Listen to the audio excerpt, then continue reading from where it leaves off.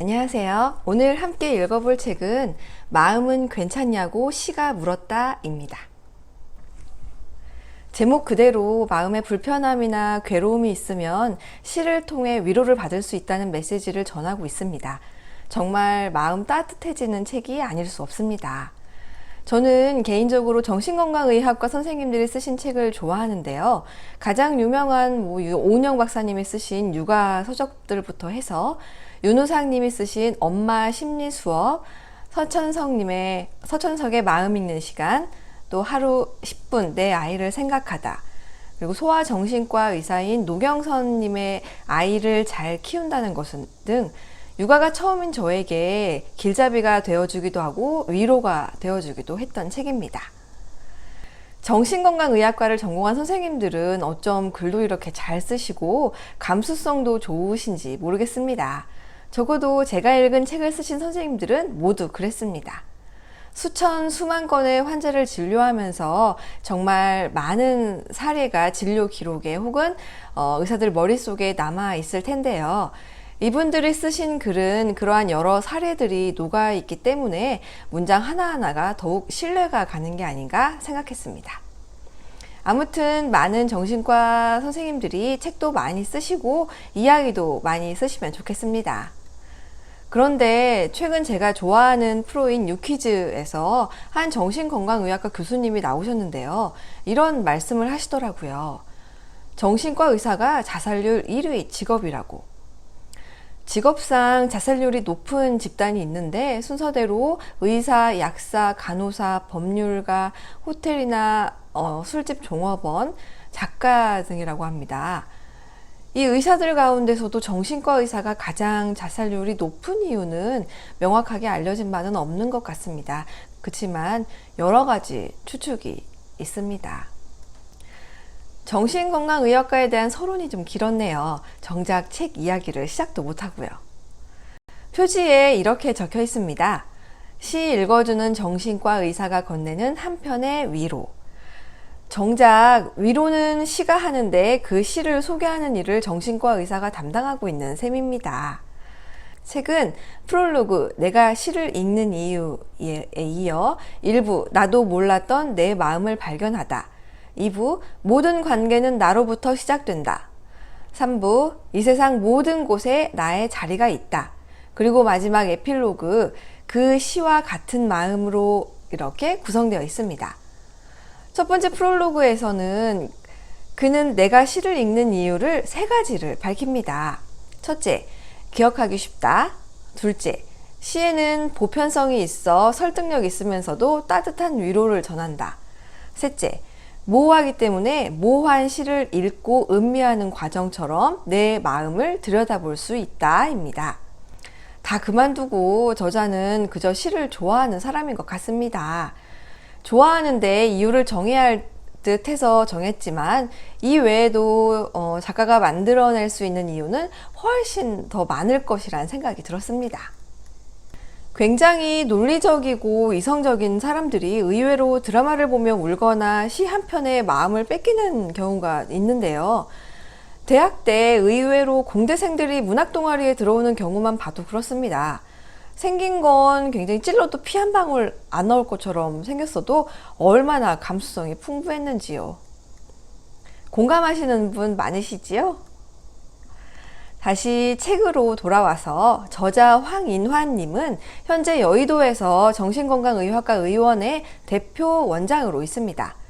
병원의 위치가 여의도이다 보니 직장인들이 많이 그의 병원을 찾는다는데요. 책의 챕터마다 본인이 상담했던 환자들의 사례가 나옵니다. 환자들이 그렇게 생각을 하게 된 배경을 인지시켜주고 의학적으로 진단해주며 나아가 치료 방향을 정해주지요. 이런 가운데 환자의 사례와 비슷한 경험을 갖고 있다면, 또 그런 생각에 괴로워하고 있다면 이 시를 읽어보라고 시 한 편 추천해줍니다. 그가 추천해준 시를 보면 상황에 딱 들어맞는 시가 아닐 수가 없습니다. 시 외에도 BTS, 자우림, 아이유 가수의 노래 가사도 함께 실려 있습니다. 1부에서 3부까지 정신과에서 주로 쓰는 감정이나 상태에 대해 한 챕터로 다루어 설명하고 그 시를 추천합니다. 방어 기제, 불안, 무기력, 외로움, 애착, 이별, 페르소나, 인간관계, 우울, 피해의식 등이지요. 저는 이 가운데 분노에 대한 부분이 기억에 오래 남았습니다. 아무래도 지금 제 마음의 상태를 진단하고 싶은 마음이 커서이지 않을까 하는데요. 저자는 우아하게 화를 내는 기술을 가지라고 합니다. 흔히 화를 잘 내는 사람에게 분노 조절 장애가 있나 의심하잖아요. 하지만 분노 조절 장애는 공식적인 진단명은 아니라고 합니다. 충동 조절 장애 중 하나로 간헐적 폭발 장애라는 것이 있는데, 이는 대인관계와 직업적 기능에 심한 손상을 얻고 재정적, 법적 문제가 동반될 때 진단받을 수 있습니다. 예를 들어 어떤 전조 증상도 없이 사소한 자극에 너무 심한 수준의 화를 한참을 낸 뒤 금방 소실되는 경우이지요. 화를 내지 않을 때는 아주 멀쩡합니다. 다른 사람들과 잘 지내기도 하고요. 저자는 화도 기쁨이나 슬픔처럼 모든 사람에게 나타나는 자연스러운 감정이기 때문에 문제되지는 않지만 잘못된 방식으로 표현하고 다루면 문제가 된답니다. 화를 잘 조절하지 못하는 사람들은 관계에서 어려움을 겪을 수밖에 없다고 하는데요. 특히 가족이나 연인처럼 가까운 사이의 사람들에게 쉽게 화를 내는 사람이 있습니다. 이때 그 사람의 마음을 들여다보면 그래도 되기 때문에 라는 마음이 있을 것이라고 합니다. 인간은 안전하다고 느끼는 만큼 감정을 표현한다고 하는데요. 가족이나 연인은 내가 화를 내도 다 받아줄 거야, 나를 떠나지 않을 거야 라는 안정감이 있기에 그렇게 화를 표출하는 것이지요. 하지만 정작 화를 낼 때에는 못 내고 가장 배려를 받아야 될 사람에게 화를 내고 있는 자신을 발견하게 되는 일이 종종 있습니다. 그러고서는 자책하지요. 이런 상황에 딱 맞는 시를 추천해 주셨는데요. 바로 김수영님의 어느 날 고궁을 나오면서입니다.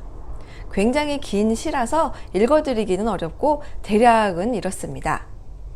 맞서 싸워야 할 상대에게는 말 한마디 못하면서 애꿎은 식당 주인에게, 이발소 직원에게만 화를 내고 있는 초라한 자신을 한탄해하는 내용입니다. 시를 쓰는 단어 하나하나가 굉장히 현실감 있고 야생의 그대로를 담고 있어서 더욱 영상처럼 그려지는 시입니다. 이어 저자는 화를 잘 내기 위해서는 우선 화를 내는 목적을 생각해 보라고 합니다. 또한 화를 내는 것과 화가 나는 것을 구분해 사용하라는데요. 엄밀히 화를 내는 주체는 나이지만 화가 나는 것은 그만한 상황에 의해 자연스럽게 화가 나는 것이기 때문에 이 둘을 구분할 필요가 있다고 설명합니다. 목적에 맞게 화를 조절해서 낼 수 있어야 하고, 그렇게 하다 보면 스스로 감정을 잘 통제했다는 만족감도 느낄 수 있답니다.